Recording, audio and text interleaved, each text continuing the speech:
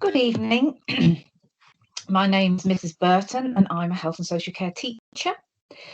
This presentation is for students who are due to start Year 12 in September and are wishing to study the Level 3, which is the extended diploma. The presentation is really about a couple of things. One, it's about trying to get you to think about what you need to do for September.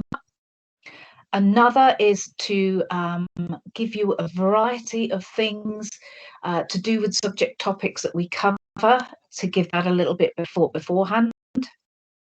And then there is a summer task, but I shall go through it bit by bit and I will explain that.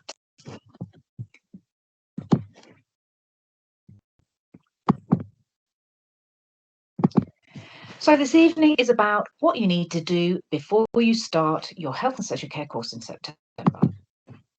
So students that are enrolling onto the Level 3 course will need the entry requirement. So come August, you need your 5 GCSEs grade 4 to 9. That must include English and maths.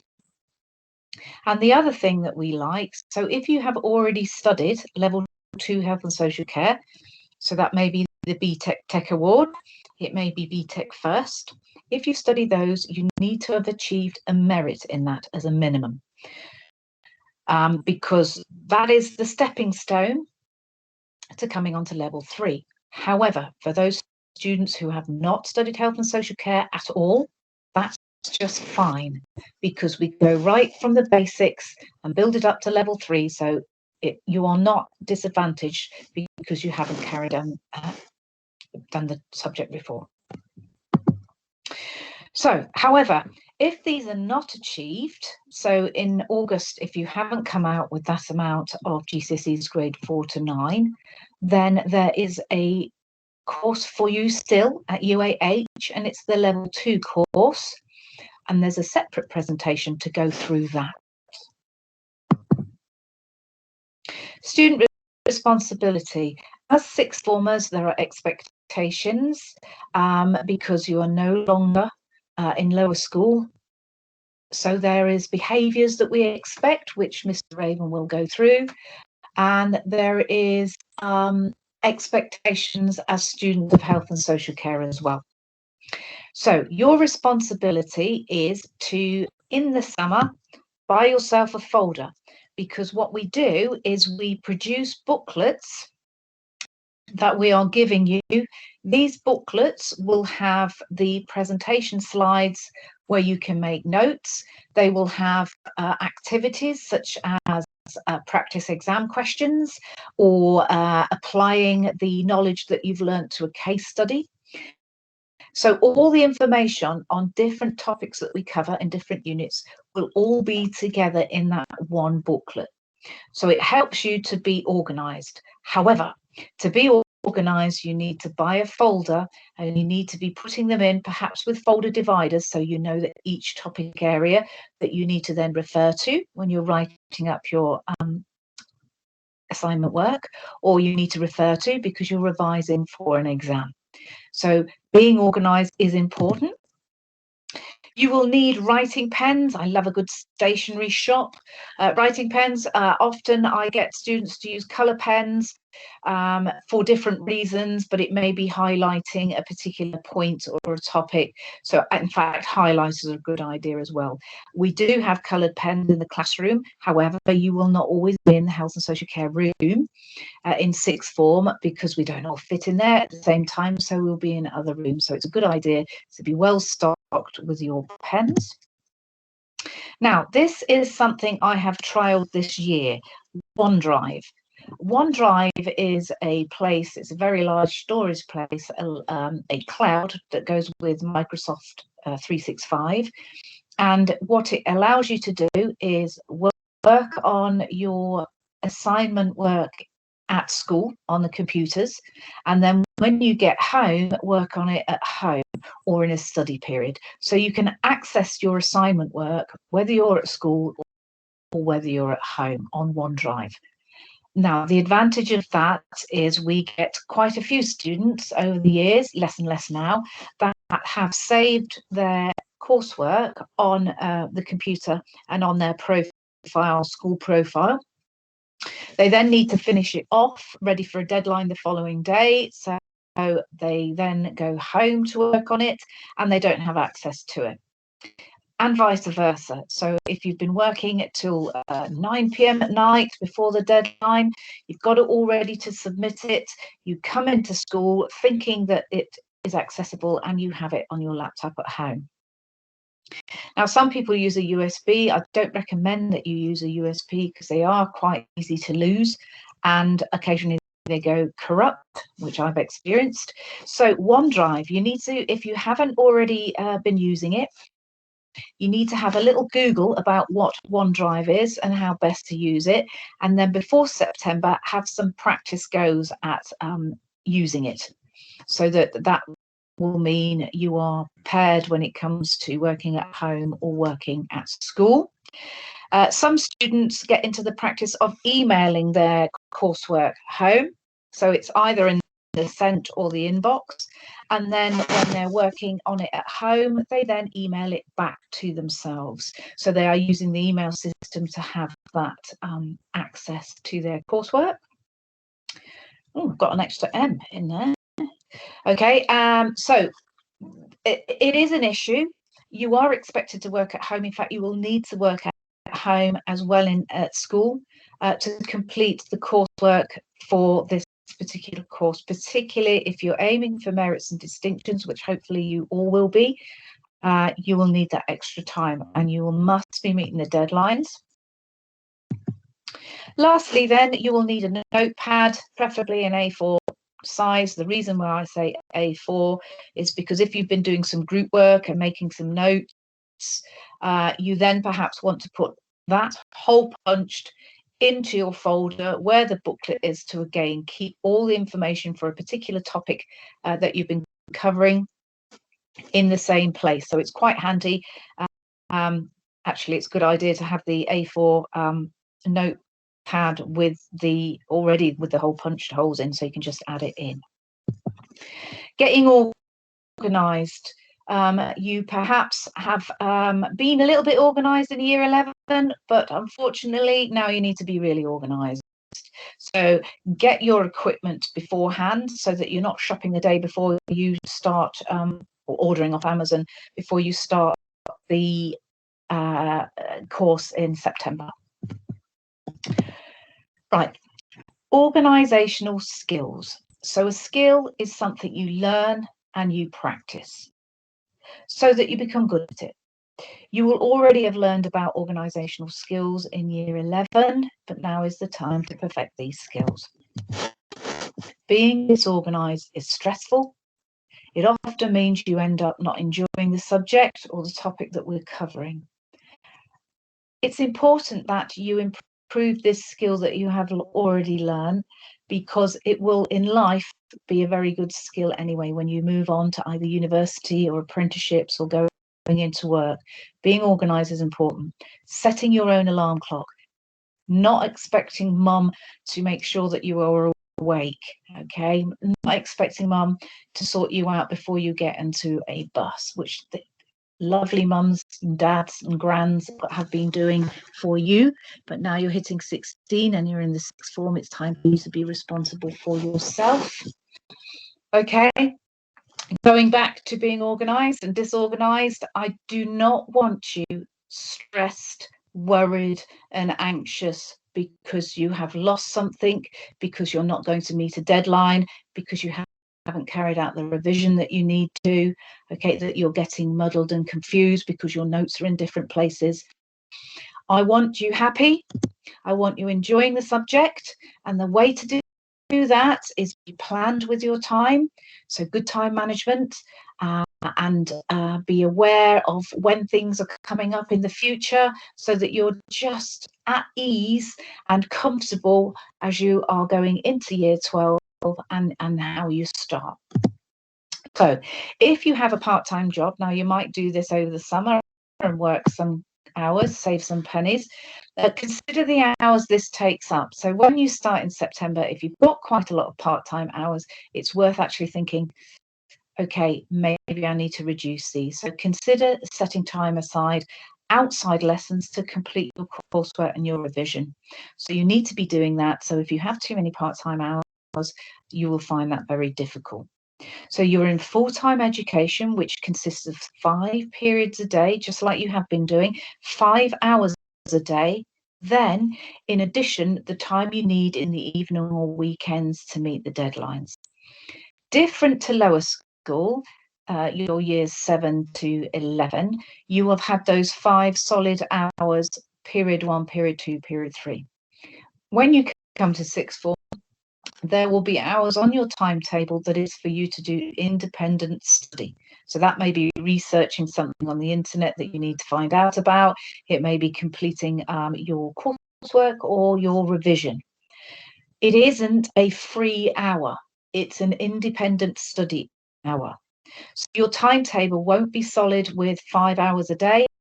There will be days that you will only have 3 hours, for instance. You may finish at lunchtime. You may have an hour later start in the morning.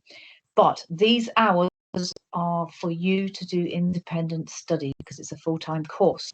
However, you have quite a workload to do. You're aiming for those merits and distinctions. You will need to use time at home in the evening. You will need time at the weekend to make sure you are using planned time, organized time, that you are trying your absolute best for this course. So these are skills that you already have, so hopefully you'll be improving and really perfecting it. Now, you might be a person that likes to write down lists, that likes to have a paper diary maybe, because you will need to have that set time aside written down so that you stick to it, so that you are achieving what you need to achieve. You will be able to use that to put deadlines in, or if you've got a test or a mock exam, you'll be able to write that in. Now, that might not be you. You may be happier using your mobile phone calendar. It's worth setting up a separate calendar for the course so that you are again saying, I'm going to do an hour's on Unit 7, Learning Aim A, on Wednesday at 7:30. I'm going to do an hour or 2 hours. If you plan it and you have it in your calendar, you are much more likely to do it, and you're much more likely to be aware that it's coming up. So that if you're looking at it on Monday and go, okay, yeah, I mustn't do anything on Wednesday because that is when I'm doing that. It's worth then integrating that calendar into your other calendars. So you're putting things into it in a separate calendar, but then you see it with the whole calendar. So that's, again, if you don't know what I'm talking about, which I'm sure you do, that's something you need to investigate so that you've got the hang of this in September as well. Summer task.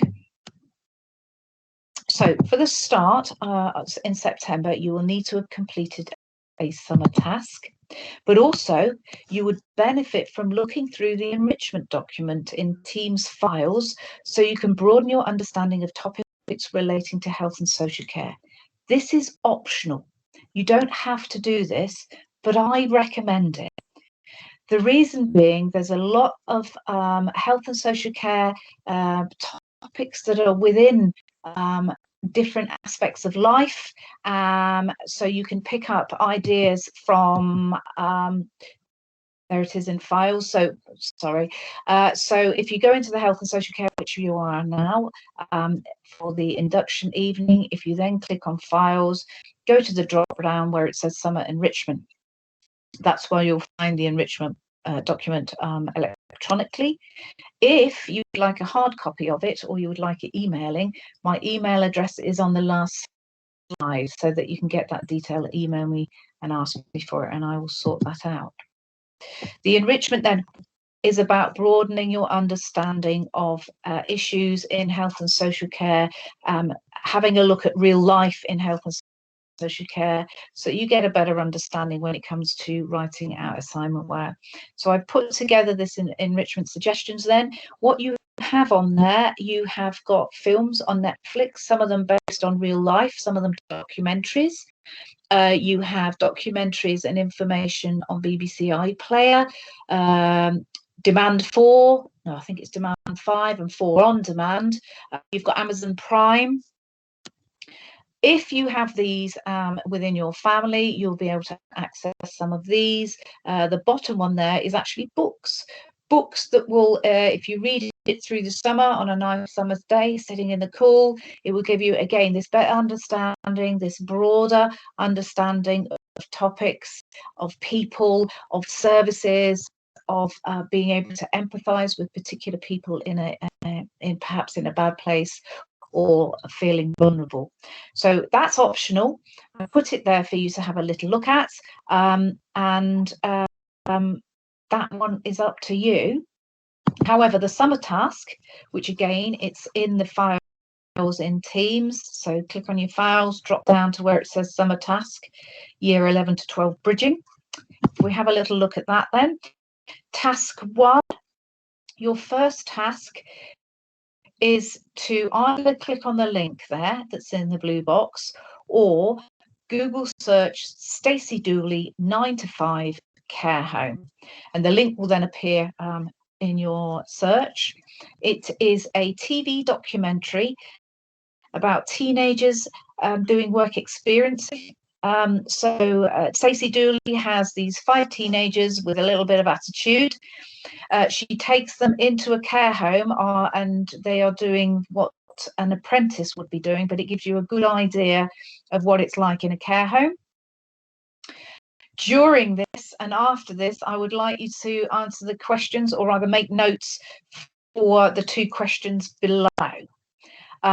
It is, if you have a little bit of extra time, worth watching the first one that Stacey Dooley does, which is where the young people have their CV and their interview, and it gives you some good tips about the world of work and how to do that, particularly if you're going to perhaps get a part-time job. If you haven't got one already, it's worth watching. The care home episode is in the first series of Stacey Dooley. She's just brought out a second series, but if you Google search that or you use the link, you will find the right one. As I've already covered then, if we look a bit further down that slide, a skill is something you learn. Sometimes it's right from birth, so you're learning about listening, you're learning about perhaps appropriate behaviours. So as a child, you're told to do the please and thank you bit and not interrupt people. Later on, the skills about punctuality to school, and more so, the bit that we're looking at is in a job role, working in health and social care, there are lots of skills that we need to learn and we need to perfect. Question: what skills did the work experience group learn in their time in a care home? So you're watching this documentary and you're watching what they're doing, and you're thinking about, okay, they didn't know that automatically. They've had to have learned that. Okay, so it may be prior learning to when they get there and you're using that skill, or it may actually be learning why they are doing their work experience, so during the documentary. Write a bit of detail about that. Now, with your summer task, I am going to have a look at it. So when you come in September, I won't know anything about you other than your GCSE grades, and I will not really have much more information than that. So what I need is your summer task, so I can have a little look at your learning style, and things like the detail that you've been able to write. So then it gives me a bit of idea of your abilities and where we can improve, etc.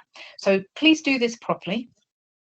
What skills did the work experience group learn in their time at the care home? And then secondly, a personal quality is something that is part of your character. So it's a character trait and it makes you who you are. So for example, then some people are really calm and laid back, and other people may be more nervous, get stressed more quickly, overthink, for instance. So these are personal traits. So B, what personal qualities does a person need for working in a care home. So watch the documentary, have a little think about it. What personal qualities within an individual, part of their personality, do you think would make them a good carer? Okay, that's task 1. Task 2. This is about looking at particular services. So we've looked at skills and qualities. Services is about the provision in this country for health and for social care. But we're going to focus on then the GP, the general practitioner, which is your local doctor.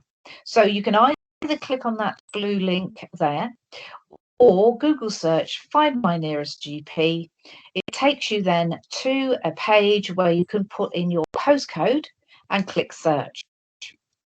It will then bring up the GP surgeries that are near you. Now, this may be 3 or 4, it may be 12 or 13, it depends where you live. The question then I would like you to answer, how many GP surgeries are there in a 10-mile radius? So each GP surgery that you will see, having clicked your search, will then say how close it is to that postcode. It gives lots of other information, but I just want you to have a look at how many GPs are there within that area, because we're looking at different services and how they provide and meet the needs of individuals in a certain area. Then what I want you to do, is find your own doctor's surgery and click on that. It will take you to the next page, and that is information about your surgery. So that may be how many patients are in that surgery. But the bit I want you to look at is the reviews. So patients there will write reviews about the service and what they've encountered while using the GP service. I'd like you to have a look, and I'd like you to read 4 of these reviews. Are they positive? Are they negative? So I'd like you to write down, if it's a very long review, don't choose that one, write down roughly what it's about and then make a comment on that. So it's getting you to think about the service and the service that people receive, because in health and social care, it is about working in that environment, and you are dealing with people who have an opinion and who deserve quality care. So that's summer task 2. Summer task 3 then. What I would also like you to do then is then look at how these services are monitored and checked. So each GP surgery should be as good as the next. So if we think about schools are inspected by Ofsted. Ofsted is an organisation that checks that schools are doing what they're supposed to be doing, and that pupils, learners have a good experience, teachers know what they're doing, managers know what they're doing, so that everything runs smoothly. So Ofsted will go into different schools and carry out observations and investigate how well it's doing. Ofsted also actually go to nurseries and to childminders, but they're an organisation that makes sure quality teaching and learning is taking place. When it comes to GP surgeries, residential homes, nursing homes, there's a different organisation, and it's called the CQC. It's called the Care Quality Commission, and they are very similar to Ofsted in their role. So they will carry out inspections and monitor the service. What I would like you to do is I'd like you to Google search CQC inspection reports. Okay, click on the link, and in the search bar, I would like you to find your doctor's surgery. So put in your doctor's surgery and click search. So you could use the link below there in the blue box, or you can do the Google search. What I would like you to do is I would like you to find the CQC inspection report for your GP surgery, so the one that you're registered at.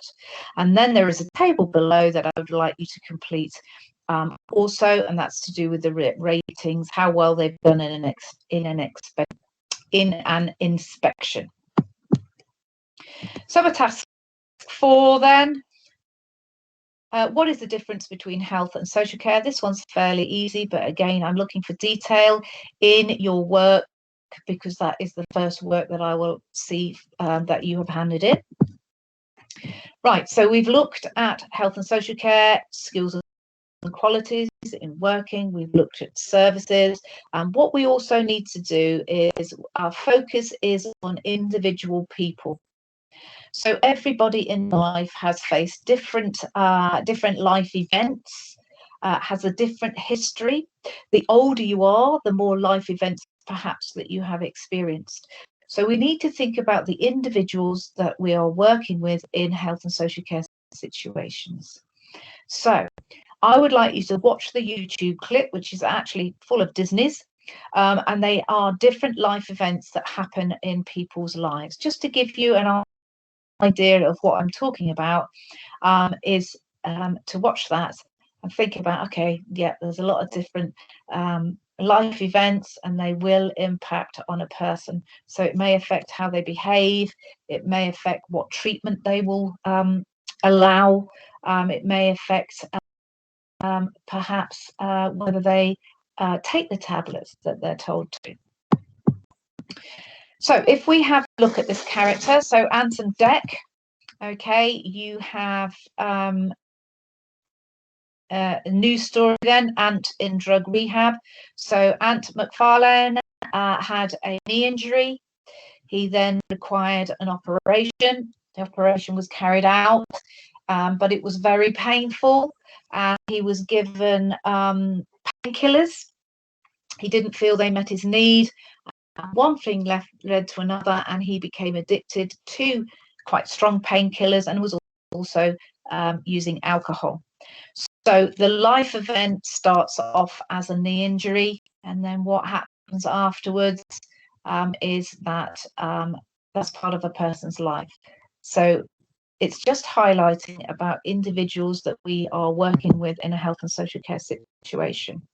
So this is the second task. You need to choose a celebrity. So this may be somebody that you really admire in a band, or an influencer, social media, or it could be somebody that you enjoy watching films about. Okay, so you need to choose a single person. You need to find out as much information as you can about their life. So we're looking at a person's history in different ways so that we can have a look at what the impact might be on them. So create a timeline of their life. So right from birth, so you should find out their date of birth all the way through. So if they are somebody that's no longer alive, it's birth to death. Either that, it's birth to their age now. And this work, the summer task work, is due in on the 10th of September. So if you are writing at a standard of a pass, the timeline will have dates that you will have on. So possibly a life event could be starting school. So that's at the age of 4. They may have been homeschooled actually. And then possibly when they perhaps they went to a college, it may have been a drama college, perhaps they started their own business, perhaps they've got married or divorced, etc. So the pass one, pass standard work will be basically it's a timeline that has all those on. So that shows you've carried out your research and that you have organized it as a person is getting older. Now, if you're writing this more as a merit standard, your timeline will be more detailed, so it's going to have more events in there. Now all of those you might not know, so some of them you might be guessing. So you might not know that they met their wife 4 years before they got married, but you can make the assumption. Okay, so I've written there a detailed timeline including major events and dates in their life: marriage, first job, winning an award, addiction, parent illness, whatever it is. And if you are really going to try hard, because I'd like to see you doing that, in your distinction work, the standard there would be a timeline that includes detail of how these events affected the whole person, so every aspect of their life. So physically, how it affected them, perhaps whether they were socializing, emotionally, that impact on that person. Okay, now if you have not understood any of the tasks, or you have a query about it, then do contact me. I will talk you through that. If we just have a look at this slide, so we have a Friends reunion. They're doing episodes of the show that now they're obviously a lot older. So there you have, if you've ever watched Friends, that's Joey. But that just shows you that life events from when his very first appearance in Friends and now, okay?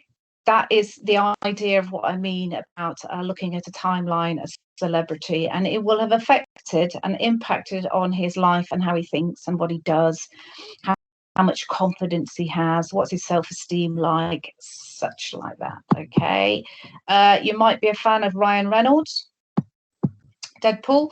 You might be a royal fan, so you have the Queen, who has lived a long life, and you could be doing the timeline for that. Another friend, so Jennifer Aniston, and that's George Clooney. So you may or may not know who that is, but you can see by these images where they started, where they are now, but you're going to actually do it from birth as well. So the start of sixth form, bring that work with you on your first day or your second day. I think we'll be quite busy on the first day, and so that you can hand it in to me. Or you could email it to me before. If you are handwriting it, you could take a photograph of your work and then email that to me. Or if you are doing it electronically, typing it up, then you can email that to me. Okay, so the deadline for that I put is the 10th of September. So that's what you're aiming at, but it'd be a good idea if you did that before, so on the first day you're able to actually to hand that in. Remember, it's detailed, it actually gives me some information about you, so I'd appreciate if you give it your best. Last slide then. This is my email address between now and starting in September. If you have any questions about the course or anything else, whether you've got a question, whether your parents, grandparents, anybody has a question about it, then please do email me. You could phone me at school. I'm not there in the summer, but at school between now and the finish on July the 21st. But if I'm in a lesson, I'm not able to respond, so I do prefer emails. Well, thank you very much for listening to my presentation. You can re-watch it if you would, if you need to go back over information. But again, if you haven't understood something, then please do contact me. Thank you.